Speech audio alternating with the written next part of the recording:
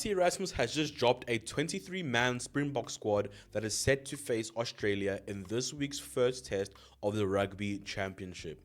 Now, many of us saw this notification come up on our phones on Monday morning and thought that we might have been seeing things after seeing Rassie Erasmus drop this squad. But nonetheless, this is a squad that is going to be set to face Australia in this week's test match. Now, before we get into all of that, please leave a like on the video, subscribe to the channel, and comment down below some ideas that you want to see me produce in the future.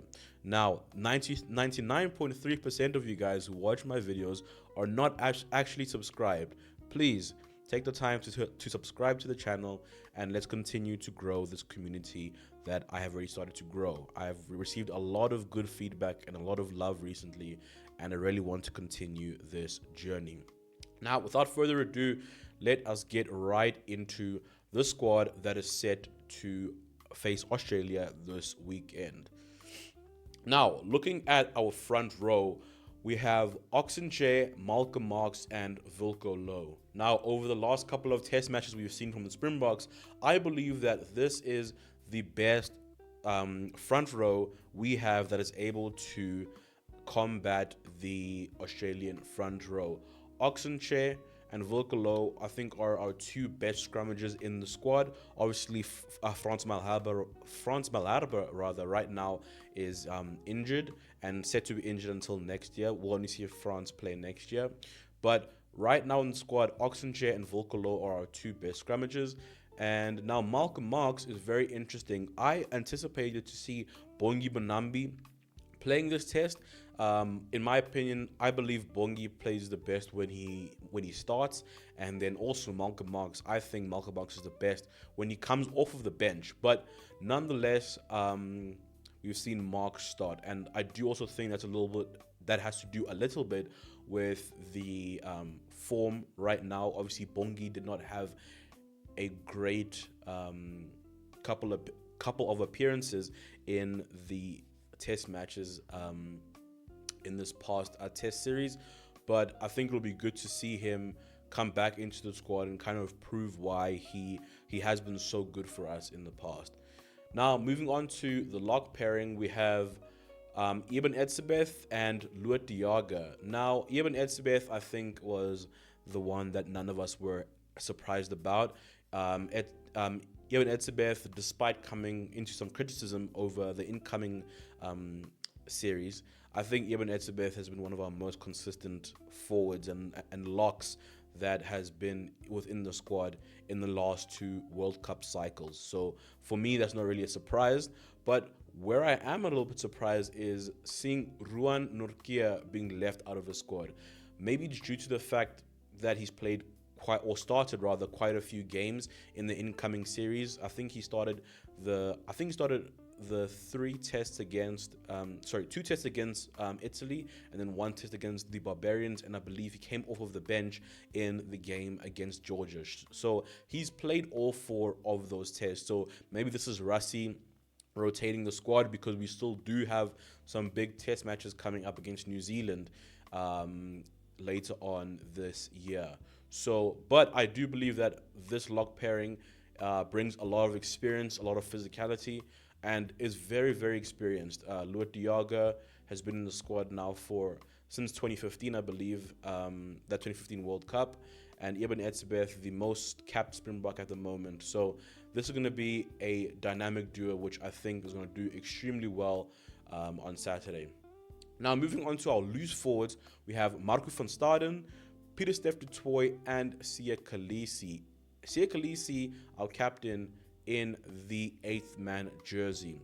Now, good to see Marco van Staden into the squad. I think he really proved himself and why he is in the squad over the incoming test series. As well as Pieter-Steph du Toit, it's good to see him in the squad after his long injury. I think he had one shaky performance when he got back, but then was able to kind of get back to somewhat his normal play style in the test match against Georgia, where he was able to be physically imposing and dominant at the breakdown. And now Siya at 8 is a very, very interesting pick here from Rassie, but he explained it well in a press conference. Basically, he said that, the coaching staff came to the conclusion saying that, having an eight is very having a specialist eight is very important, but also you really only need a specialist eight at scrum time. So a loose forward is a loose forward. They all have their own special individual roles, but they do all kind of overlap somewhere. So the coaching staff said, let's put Siya at eight. You have a scrum 12, 13, 14 times a game. That's the only time that Siya would be playing as a specialist eight. Otherwise, he could be able to carry out his normal loose forward role in the other moments of the game. So that's going to be very interesting to see how Siya Kolisi adapts to scrumming in the 8 jersey. I don't believe we've seen Siya before in the 8 at international level. So it's going to be very interesting, but I do think that he will thrive in that position. Now, moving on to the back line, we have Grant Williams and Manie Libbok in our halfback pairing. Now, I think Grant Williams has really proven himself that he is our starting scrum half. Looking at how he played in the incoming test series, he was really a huge proponent of pushing the pace, pushing the tempo, and whenever he came off of the field, we saw kind of us lack a little bit of that fluidity, and that's no offense to Morne van der Berg or Kobus or Faf de Klerk, but there's just that X factor that Grant Williams brings that I think trumps the other scrum half. And same thing with Manie Libbok. I absolutely love Sasha Feinberg and Gomezulu and Andre Pollard, but at this point in time, I believe Manie Libbok has, I wouldn't say cemented himself in the 10 jersey, but I do believe that he has made a big enough case that gives him, quote unquote, the right/privilege to be our starting 10.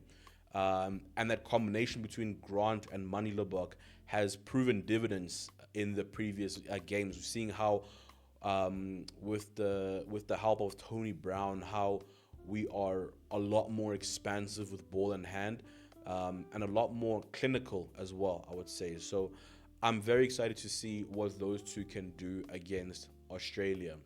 Now then, moving on to our wingers, we have Kurtley Arnser back into the squad, and then Edwil van der Merwe. Surprisingly, in the squad, we have no Cheslin Colby. Again, I don't think this is a form issue. I think this is just a thing of Rassie resting certain players, keeping them fresh and fit for the games against New Zealand and then obviously Argentina. Now, Rassie did come out in a press conference a couple months ago saying that it's kind of unlikely that a player will play more than 9 games just due to how hectic the schedule is, looking forward to the test versus France and Ireland later on in the year. But Kurtley Arnser, Edwil van der Merwe, both of them have incredible strike rates when they're playing on the wing. Edwil van der Merwe now has scored a try in every single game that he has started in, and he has a chance to make some history this weekend. There has not been a single Springbok who has scored in their first four test starts. So it's going to be very, very interesting to see if he's able to kind of break that record and make some history. And just in general, seeing kind of the game that Australia was able to deploy against the British and Irish Lions, they used a lot of tactical kicking, and Edwil van der Merwe and Kurtley Arnser are very, very good under the high ball. So it's going to be very, very good to see how they're going to be able to combat the Australia's kicking tactic. Now then, moving on to our center pairings, we have Andre Esterhuizen as well as Jesse Kriel getting a start. Now, again, resting players, it's probably why we haven't seen Damien Dalendi in the squad, but also I'm very happy to see Andre Esterhuizen in the squad. I believe that he has so much to give to the 12 jersey. And I wouldn't say that we've underutilized him, but I think that we can utilize him more, right? So I'm very, very happy to see him getting a start in this game. And then Jesse Creel, also happy to see him back into the squad. Obviously didn't play those final 2 games of the incoming test versus Georgia and Italy, giving Kanan Moody a run. I would have personally loved to see Kanan Moody start this test, as he has been on a forward momentum and an upward trajectory. But nonetheless, Jesse Creel getting a start, very, very good. And I really enjoy seeing him and Andre play side by side. Now then, moving on to our fullback, we have Mr. Apalele Fassi. Now, Fassi, in my opinion, is the best fullback we have. Now, I absolutely love Damian Willemse, and when I say that Fassi is the best fullback we have, it's like comparing, a 12 karat gold diamond to an 11.9 karat gold diamond. It's extremely razor blade margins between them. So I don't believe there's much in it, but just for me, how Fassi plays, his kicking intent and his attacking intent, for me, I believe is a lot more direct than Willemse's. But then also Willemse has certain things that he can do that Fassi can't do. But I'm very happy to see Fassi start this game. I do believe that Willemse will start the game next week against Australia, and then also start the game at Eden Park. So it's good for Fassi to get a run out here, and then also get a run in New Zealand. I think we're playing in Dunedin, if I'm not mistaken, or we're playing in Wellington. I can't remember exactly, but that is our starting 15. We have Ox Nché, Malcolm Marx, Wilco Louw, Eben Etzebeth, Loet de Jager, Marco van Staden, Peter Steph du Toit, and Siya Kolisi as our forwards.